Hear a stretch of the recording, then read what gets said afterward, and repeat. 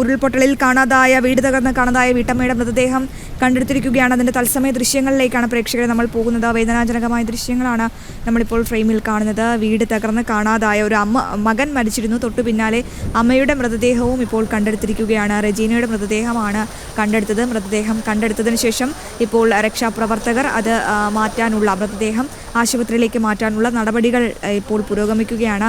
അവിടെ നിന്ന് മിഥുൻ ചേരുന്നുണ്ട്. മിഥുൻ, ആ പ്രതീക്ഷയെ മറ്റുമല്ലേ, അങ്ങനെ ആ വീട്ടമ്മയുടെ മൃതദേഹം, മകൻ്റെ മൃതദേഹം കണ്ടെത്തിയതിന് തൊട്ട് പിന്നാലെ ഇപ്പോൾ റെജീനയുടെ മൃതദേഹവും കണ്ടെടുത്തിരിക്കുകയാണ്.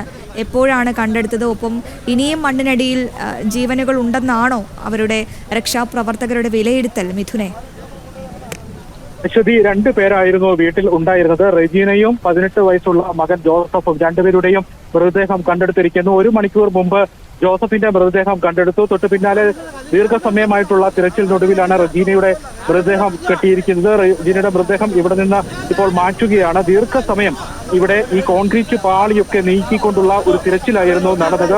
മഴവെള്ളപ്പാച്ചിലിൽ വലിയ രീതിയിലുണ്ടായ ഇന്നലെ അർദ്ധരാത്രി ഉണ്ടായ ഉരുൾപൊട്ടലിൽ ഈ വീട് പൂർണ്ണമായും ഒലിച്ചു പോവുകയായിരുന്നു. ഇവിടെ ഒരു വീട് ഉണ്ടായിരുന്നോ എന്ന സംശയം തോന്നുന്ന വിധത്തിലേക്ക് ഇവിടുത്തെ ഭൂപ്രകൃതി ആകെ മാറിപ്പോകുന്ന വിധമായിരുന്നു മണ്ണിടിച്ചിലും ഉരുൾപൊട്ടലും ഉണ്ടായി ഈ വീട് പൂർണ്ണമായും നിലം പതിച്ചത്. വീടിന് മുകളിലേക്ക് മണ്ണ് ഒലിച്ചിറങ്ങിയ സാഹചര്യമായിരുന്നു. പിന്നീട് ദീർഘസമയമായി പുലർച്ചെ മുതൽ തന്നെ ഫയർഫോഴ്സും പോലീസും എല്ലാം ചേർന്നുകൊണ്ടുള്ള ഒരു തിരച്ചിലായിരുന്നു നടത്തിയത്. ആ തിരച്ചിലിനൊടുവിലാണ് ഇപ്പോൾ മൃതദേഹം ലഭിച്ചിരിക്കുന്നത്. എന്തായാലും മൃതദേഹം ഇവിടെ നിന്ന് മാറ്റുന്നതിനുള്ള നടപടിക്രമങ്ങളാണ് പുരോഗമിച്ചുകൊണ്ടിരിക്കുന്നത്. വലിയൊരു കുന്ന് പ്രദേശമാണ് ഇത്. ഇതിന്റെ ഏറ്റവും മുകൾ ഭാഗത്തു നിന്നാണ് ഉരുൾപൊട്ടൽ ഉണ്ടായത്. ശക്തമായ മഴയാണ് ഇന്നലെ രാത്രി ഈ പ്രദേശത്ത് അനുഭവപ്പെട്ടത്. അതുകൊണ്ട് തന്നെ ശക്തമായ മഴയും ഉരുൾപൊട്ടലും ഭീഷണിയും നിലനിൽക്കുന്ന പ്രദേശമായതുകൊണ്ട് തന്നെ ഇവിടെ നിന്ന് മറ്റ് ആളുകളെയെല്ലാം മാറ്റിപ്പാർപ്പിക്കുന്ന നടപടിക്രമങ്ങളും ഇപ്പോൾ ഏകദേശം ജില്ലാ ഭരണകൂടത്തിന്റെയും ഉദ്യോഗസ്ഥരുടെ എല്ലാം ഭാഗത്തുനിന്ന് മാറ്റിപ്പാർപ്പിക്കലും മറ്റും നടക്കുകയാണ്. എന്തായാലും 2 പേരാണ് ഇപ്പോൾ ഉരുൾപൊട്ടലിൽ കോട്ടയത്ത്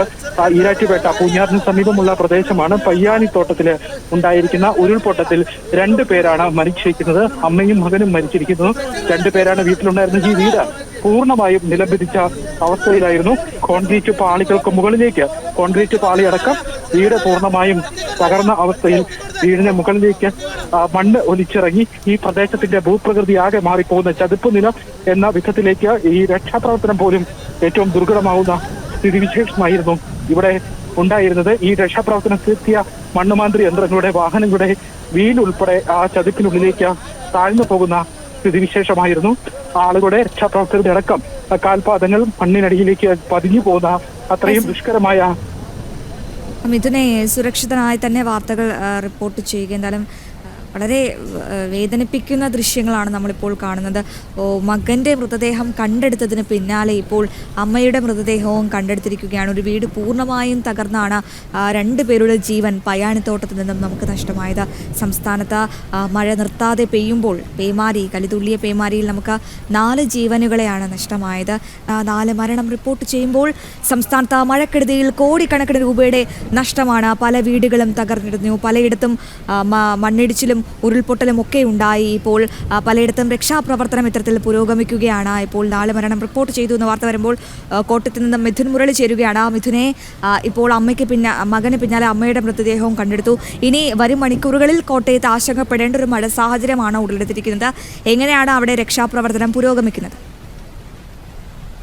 ഈ വീട് മാത്രമാണ് ഇവിടെ നിലം പതിച്ചിരിക്കുന്നത്, പൂർണ്ണമായും തകർന്നിരിക്കുന്നത്. മറ്റു പ്രദേശത്തുള്ള ഈ ഉരുൾപൊട്ടൽ ഉണ്ടായിരിക്കുന്ന പയ്യാനിത്തോട്ടത്തിലെ മറ്റു മേഖലകളിൽ നിന്നുള്ള ആളുകളെയെല്ലാം സുരക്ഷിതമായി മാറ്റി പാർപ്പിച്ചിട്ടുണ്ട് എന്നുള്ള വിവരമാണ് ലഭിക്കുന്നത്. നിലവിൽ ആശങ്കപ്പെടേണ്ട സാഹചര്യം ഈ വീട് പൂർണ്ണമായും തകർന്ന നിലയിലായ അവസ്ഥയായിരുന്നു. വീട് പൂർണ്ണമായും നിലം പതിച്ച് അതിന് മുകളിലേക്ക് മണ്ണ് പതിക്കുന്ന സാഹചര്യമായിരുന്നു. കോൺക്രീറ്റ് വീടായിരുന്നു. കോൺക്രീറ്റ് വീട് തകർന്ന് കോൺക്രീറ്റ് പാളികൾക്ക് മുകളിലേക്ക് മണ്ണ് പതിക്കുന്ന ഒരു സ്ഥിതിവിശേഷമായിരുന്നു. ഏറ്റവും ആശങ്കപ്പെടുത്തുന്ന സാഹചര്യമായിരുന്നു ഉണ്ടായിരുന്നത്. മറ്റ് ആളുകളെയെല്ലാം അപകട ഭീഷണി നിലനിൽക്കുന്ന പ്രദേശമായതുകൊണ്ട് തന്നെ ഇവിടെ നിന്ന് പരമാവധി ആളുകളെ മാറ്റി പാർപ്പിച്ചിട്ടുണ്ട്, അല്ലെങ്കിൽ ഇവിടെ നിന്ന് ഒഴിഞ്ഞു പോകാൻ ആളുകളോട് ആവശ്യപ്പെട്ടിട്ടുണ്ട് എന്നുള്ള വിവരമാണ് ലഭിക്കുന്നത്. മറ്റു പ്രദേശങ്ങൾ, കോട്ടയം ജില്ലയുടെ കിഴക്കൻ മേഖലകളിൽ ഇപ്പോഴും മഴ തുടരുന്നുണ്ട്. കുട്ടിക്കാനം മുണ്ടക്കയം ഉൾപ്പെടെയുള്ള കൂട്ടിക്കൽ ഉൾപ്പെടെയുള്ള മേഖലകളിൽ ശക്തമായ മഴ ഉണ്ട്. അവിടെ ഉരുൾപൊട്ടൽ അനുഭവപ്പെട്ട മറ്റ് കോട്ടയം ജില്ലയുടെ കിഴക്കൻ മേഖലകളാണ്.